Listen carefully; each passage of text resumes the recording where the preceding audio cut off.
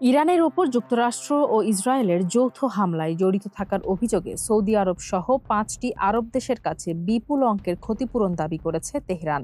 অভিযুক্ত বাকি ৪টি দেশ হল সংযুক্ত আরব আমিরাত, বাহরাইন, কাতার এবং জর্ডান। ১৪ এপ্রিল মঙ্গলবার আনাদলু এজেন্সির এক প্রতিবেদনে এই তথ্য নিশ্চিত করা হয়েছে। জাতিসংঘে নিযুক্ত ইরানের স্থায়ী প্রতিনিধি আমির সাইদ ইরাভানি নিরাপত্তা পরিষদ ও মহাসচিব অ্যান্তনিও গুতেরেসের কাছে একটি আনুষ্ঠানিক চিঠি পাঠিয়েছেন। চিঠিতে তিনি উল্লেখ করেন, ইরানের সশস্ত্র বাহিনীর গোয়েন্দা প্রতিবেদনে প্রমাণ পাওয়া গেছে যে উল্লেখিত দেশগুলোর ভূমি ও আকাশসীমা ব্যবহার করে ইসরায়েল ও যুক্তরাষ্ট্র ইরানের ওপর হামলা চালিয়েছে। ইরানি দূত দাবি করেন, এই ৫টি দেশ তাদের আন্তর্জাতিক প্রতিশ্রুতি রক্ষা করতে ব্যর্থ হয়েছে। আগ্রাসীদের সরাসরি সহায়তা করার মাধ্যমে তারা ইরানের অপূরণীয় ক্ষতি করেছে।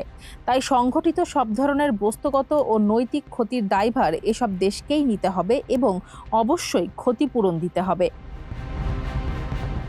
উল্লেখ্য, গত ২৮ ফেব্রুয়ারি ইরানে মার্কিন ইসরায়েলি যৌথ হামলায় ব্যাপক হতাহতের ঘটনা ঘটে।